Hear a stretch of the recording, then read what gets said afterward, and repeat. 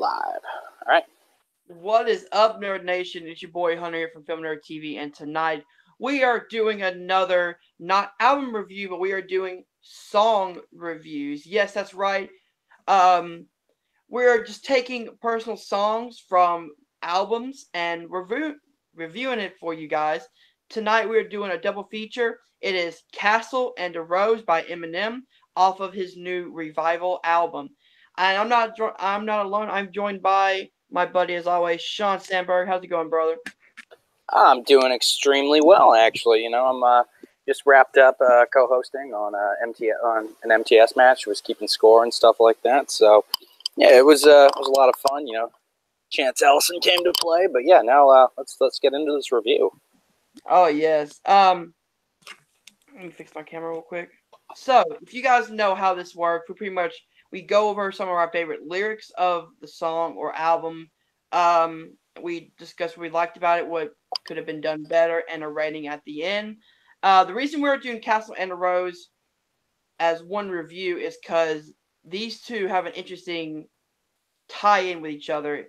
It's track 16 and 17, I believe, on the Revival album, and it is one long story. It's Castle is all about M's rise to fame in a note that he's writing to his daughter Haley, all the way up to 2007, which then Arose kicks in with talking about his overdose and shit like that happened in 2008. So Sean, first thoughts on Castle and Arose, starting with the Castle lyrics. Okay, starting with the Castle lyrics. I think that the chorus is actually maybe one of the most interesting things as far as what I get to listen to in this song. Don't get me wrong, the verses are fantastic and they're super heartfelt. And as I've said before, I think that Eminem is one of the best rappers when it comes to being soulful in the words that he says, because there's so much intent behind them. You know what I mean? Like there isn't this level of. I mean, don't get me wrong. There's a lot of bravado that goes on, but it's not. And he can brag better than almost anybody. But when it comes to like getting down to the nitty gritty and creating art, I think that he has some of the most evocative verses and overall musicianship of any rapper. So I think the guy's fucking brilliant. Oh yeah, he's one of my favorite artists, just because of the way that his lyrics work, and he's able to tell a story no matter what it's about. So going through the Castle's lyrics, are there any lyrics that stood out to you for this song? Well, I would say the final verse where he's talking about, now if you found this letter, I guess I better try to explain. A lot's happened in between the time since I rise to fame. I've said your name, but always tried to hide your face. This game is crazy. I want to claim my love for you, but dang, I never knew it'd be like this. If I did, I wouldn't have done it. You ain't asked for none of this shit, but now you're being punished. It's just, you can really tell he's looked at, how his success has affected the other people in his life, especially his daughter, and it's the type of thing I really got to say, Eminem overall has just this ability to do self-reflection in a way that I haven't heard from a lot of rappers outside of, Tech Nine. And that the only reason why I kind of hold Tech Nine in the same regard when it comes to that stuff, because, don't get me wrong, he's got songs like About to Bubble or Mental Giant, which are brag raps or party songs. Yeah. But then I'm trying to remember one of the most recent songs that he wound up putting out, and it was essentially addressing his critics and talking about how sensitive he is about his art. Pardon? It's called Fragile. It's got him, Fragile. Kendrick, and Fragile with Kendrick, exactly. Yeah.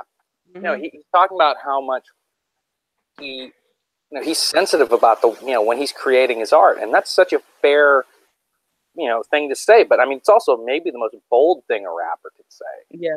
Now, Eminem does it in a different way. He's like an exposed nerve in songs like these. That's one of the coolest things about, songs like, Arose or Stan or Castle or, even something as like radio friendly as, Not Afraid.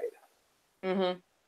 those are all songs which are all about, self-reflection and betterment of yourself and how you view the world around you in a really human and interesting way.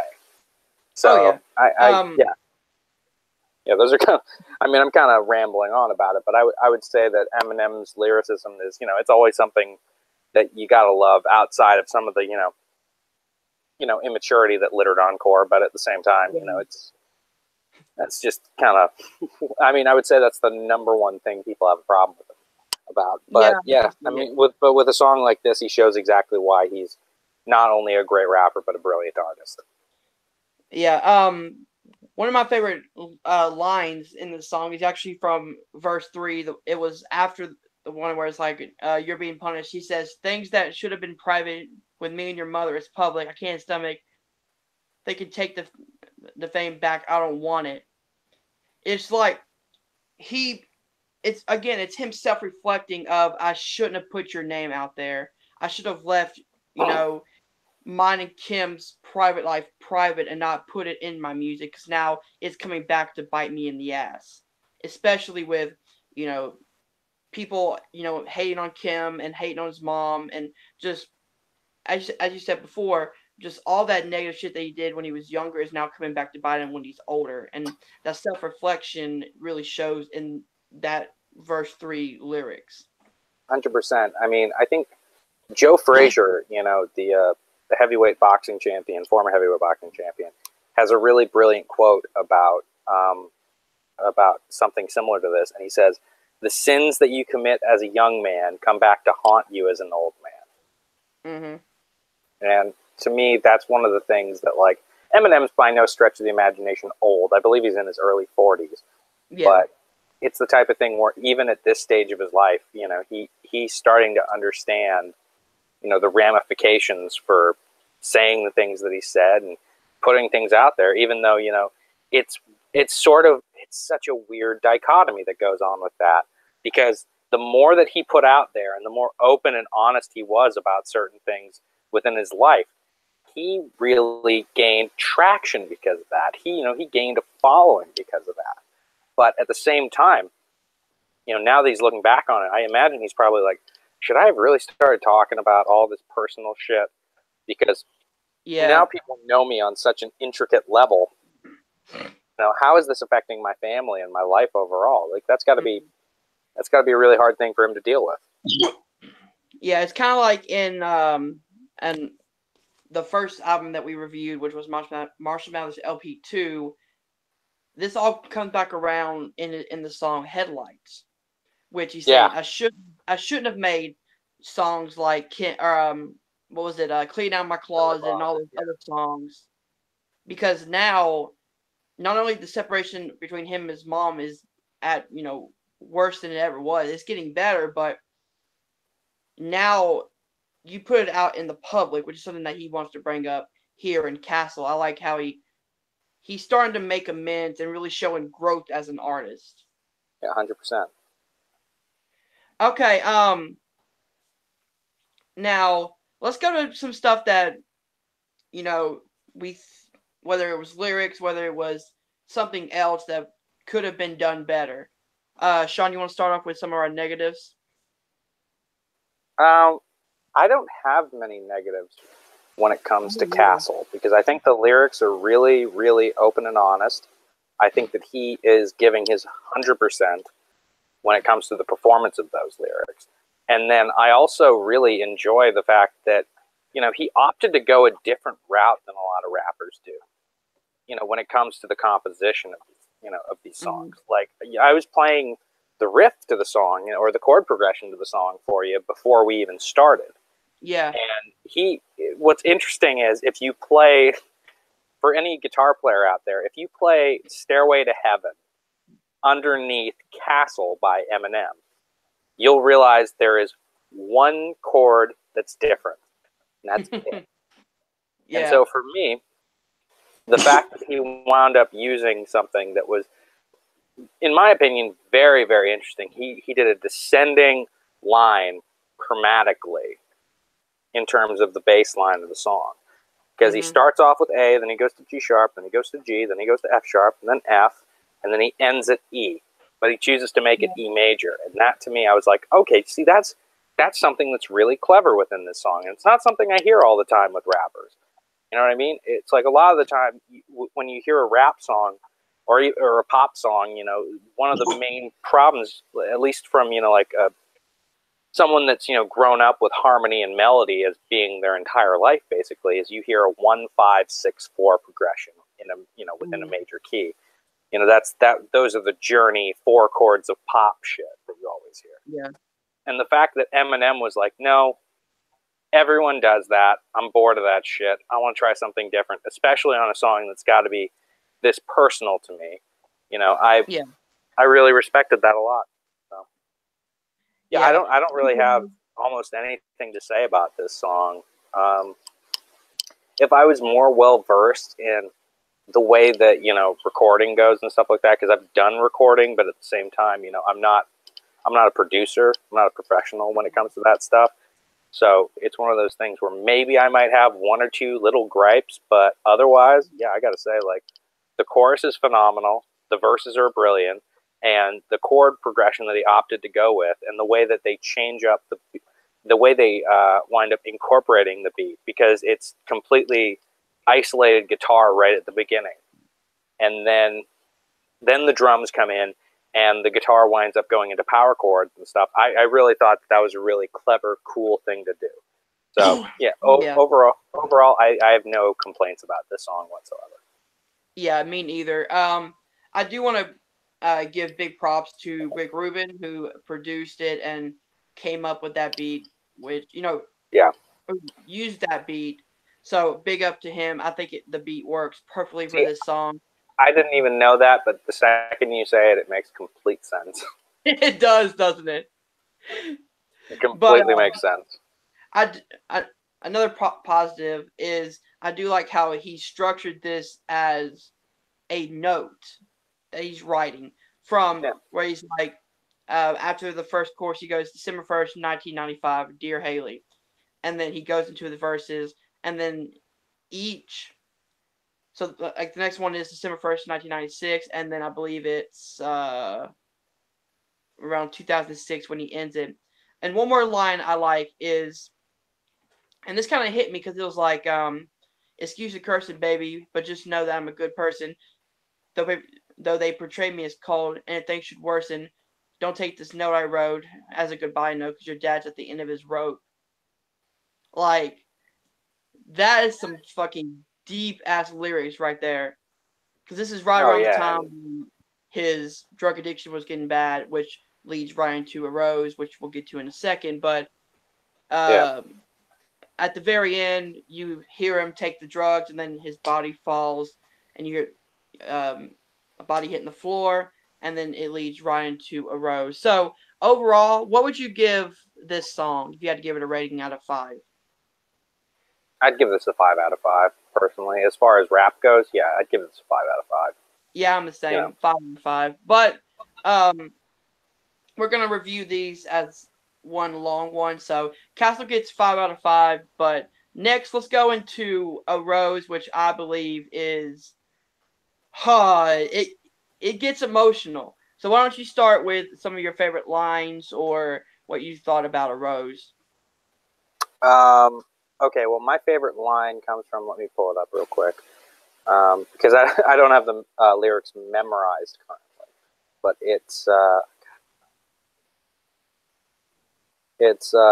little ladies be brave, take care of your mothers, smile pretty for pictures, always cherish each other. I love that line. You know, I'll always love you, and I'll be in the back of your memory, and I know you'll never forget me. Just don't get sad remembering, and little girl, keep making me proud. You better marry that girl because she's faithfully down. And you're exchanging those sacred vows. Just know that if I could be there, I would. And it's just like, essentially, he's just, you know, he's trying to let everybody know, do the shit that I didn't do, because I very well could have died in this instance. And, you know, I myself have had some scary experiences within my life where it's like, you know, it almost feels like you're fucking, whether it be a panic attack or fucking whatever, which is not, you know, not to the same extent. But then there's some more severe stuff, which, you know, we won't go into. But I can tell you right now, the second something like that happens, you wind up trying to figure out what is really important. And when you can give someone some advice about what is important in their life and what they should be doing, you know, you can come off as maybe a little bit pompous because it's like, well, I know about life in a way that you don't, but at the same time, you want them to do shit that is going to make them happier. And it's not that you're ever trying to be like, I'm just fucking like, I know more than you. No, it's that like, hey, look, you've only got so much time, and that's become very, very apparent to me. And that seems to be what's happened with Eminem. And I think those lines really exhibit that in a really beautiful and brilliant way. Oh yeah, one of my I'm going to one of my favorite lines. It actually comes after your line. It says and hold on, let me try to find it. Is it the "and mom wish I'd have had the chance" line? That goes into it as well, but it's and if you should see Parenthood, I know you'll be good at it. Oh, and I almost forgot to do something. Thank my father too. I actually learned a lot from you. You taught me what not to do. And Mama, wish I had the chance to have one last heart to heart and honest and open talk with you. Like in that one lyric. Oh yeah, that's one of my favorites in the entire song. It's fucking like, yeah. He gets back at his dad. Well, like, yeah, and he addresses his mom one-on-one as saying, I wish that I didn't say this, and I wish we had one last chance to talk. And then he says, I want to thank my dad because you taught me how to be a better man because you left me. Yeah, I mean, mistakes. Yeah, I mean, there's a lot to unpack within that line, you know? Oh, yeah. Like, I mean, the fact of the matter is, you know, it's one of the themes that went through Headlights, you know? You wind up wanting to be able to say something to somebody and apologize to them in a way that, you know, you weren't able to do. And now it's like, you know, looking back on it, you know, not only did he realize exactly how much his mom wound up doing for him and how fucking crazy and stressful shit must have been for her, but he also realizes, you know, how his dad affected the way that he views the world and how he decides to raise his kids. You know, that's massive right there. Yeah. And I have one more. It's nurses lean over my bed, pulling tubes out, and then the sheet over my head shut the room down. Girls, please don't be upset. I see the cheese soaking and wet as you squeeze hold of my neck, so forcibly I don't want to let me go. Pillows drenched, emotional wreck, with every second each closer to death. Like, again, like, it hits you in the core of, like,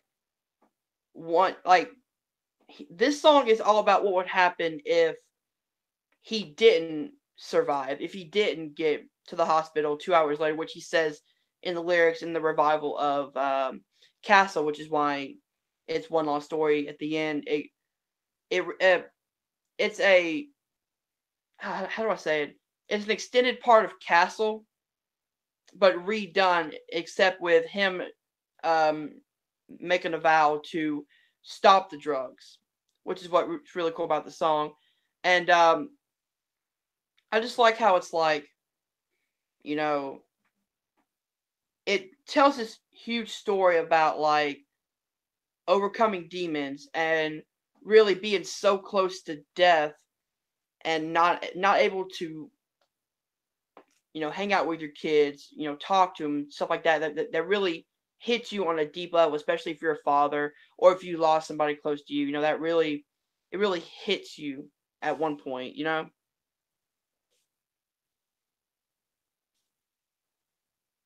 You there?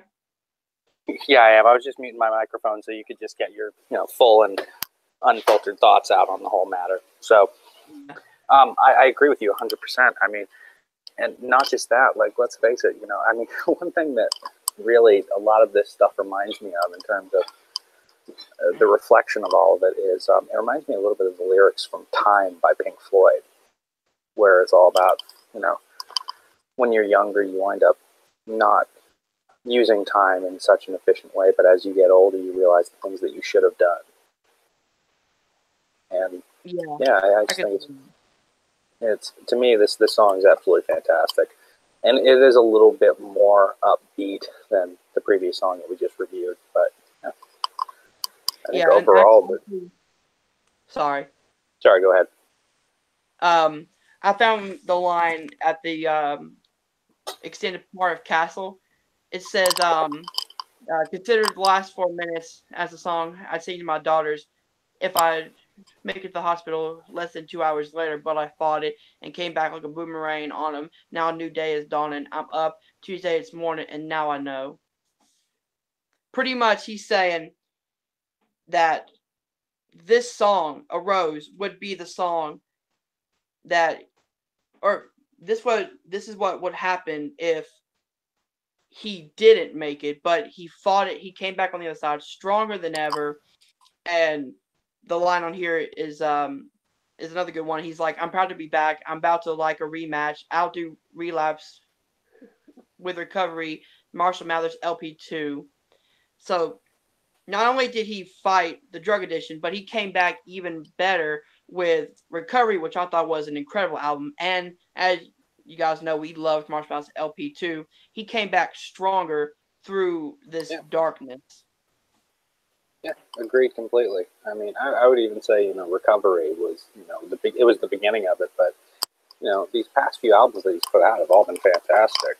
And he's been it's all been a journey of self-reflection. I mean, I would say that if you're going to classify the last 8 to 10 years of his entire career, that's been the number one theme that has come up during it. And I know I keep saying it throughout these reviews, but yeah, it's all self-reflection. There's actually one more line, and I hate to do this, but there's so many good lines in here. But it's towards the beginning. He's talking about how he's in the hospital, and he goes, same time I heard the nurse say they're unplugging me, and it's your birthday. Jade, I'm missing your birthday. Baby girl, I'm sorry I fucking hurt. Yeah, I fucking hate when you hurt, eh? And sweeties, thank you for waiting to open gifts, but girls, you can just open them. Dad ain't making it home for Christmas. Yeah, see, that's like... Yeah, I mean, it guts you. Guts you like a goddamn fish. It does. Like, all right, now that we've said our pros, can you think of any negatives about Arose? Not really. I don't have a whole lot of negatives to say about Arose. I really don't. I don't, to be honest. These two songs that you wound up choosing, I gotta say, I don't really have much in the way of saying anything bad about them. I mean, I listen to good music. Maybe, I mean, comparatively with Castle's a little bit more musically interesting. Yeah. Just from a harmonics perspective, but yeah, and maybe the hook to Castle's a little better, but especially because I don't really think there is a hook to Arose. No, it's there's literally not. It's just verses. So, I mean, but even then, that doesn't mean it's a better song necessarily. No. Yeah, I'd still give this like high 4.8, 4.9 for me personally. I don't really have many problems with these songs. I don't have almost any problems with these songs. Yeah. The only reason I give Arose, a little bit lower of a spot than Castle is just because, yeah, like I said, Castle's just a little bit more musically interesting to me, but otherwise, yeah, like, they're brilliant songs.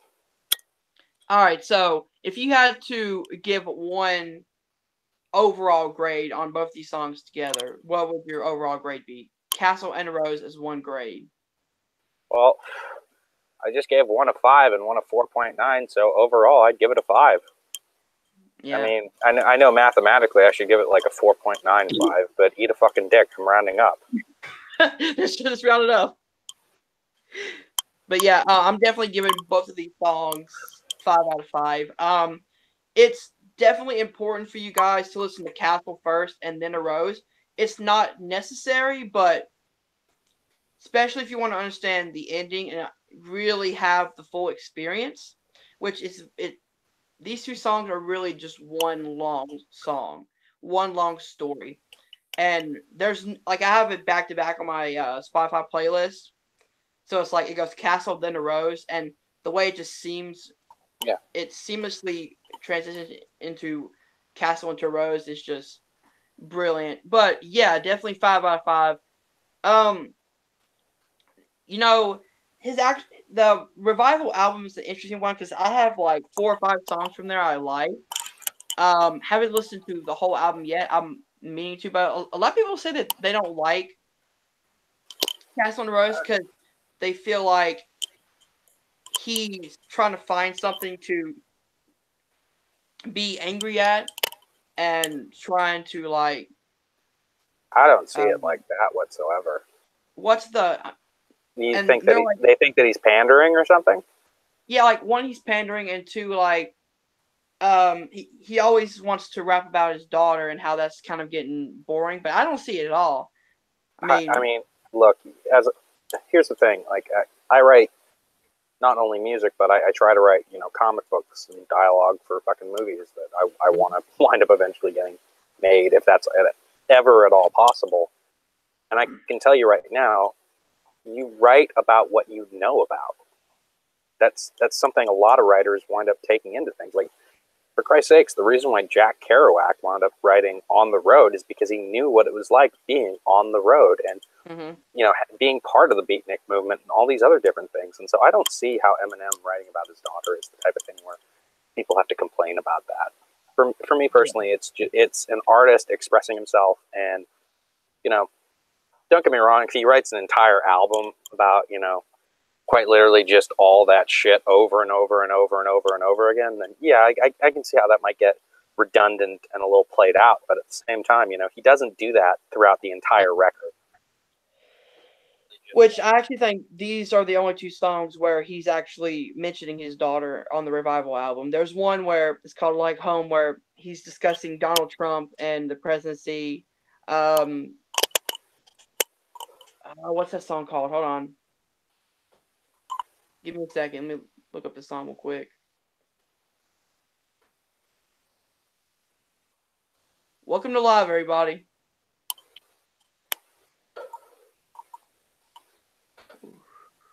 Well, I mean, he did that freestyle, The Storm, but Yeah, the one I'm looking up is one of the very first songs on the album.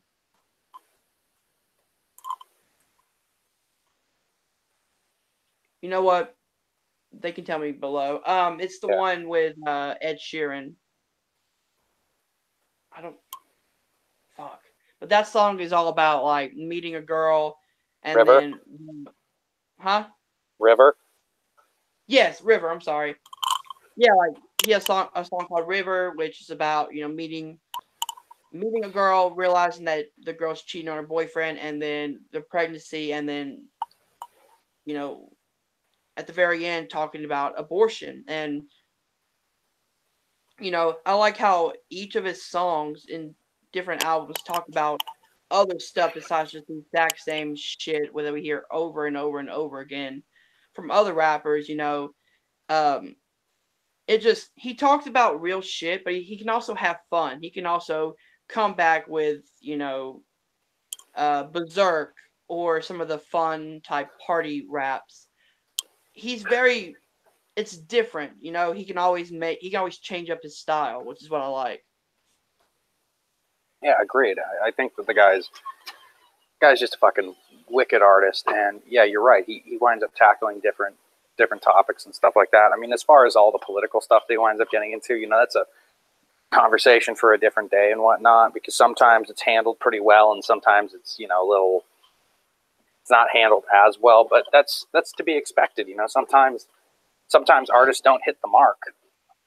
Yeah, but in my opinion, though, Like Home is probably my second favorite song on the album. behind Castle and Rose, which I'm counting as one song, you know. So, all right, guys, that's pretty much the review. We both gave it 5 out of 5. Sean, do you want to plug anything before we head out? No, I think I'm actually good on this one, to be honest with you. But yeah, if you want to let the people know where they can find you and what you're going to be doing in the next little while, let them know. All right, man. Yeah, like, share, and subscribe to Filmnerdtv. Check out Patreon, patreon.com/Filmnerdtv. And I'm gonna get back Stardust and start doing mini reviews on Stardust. So you can check me out there at Filmnerdtv. Thanks, guys. All right, have yourself a good one, guys. Peace.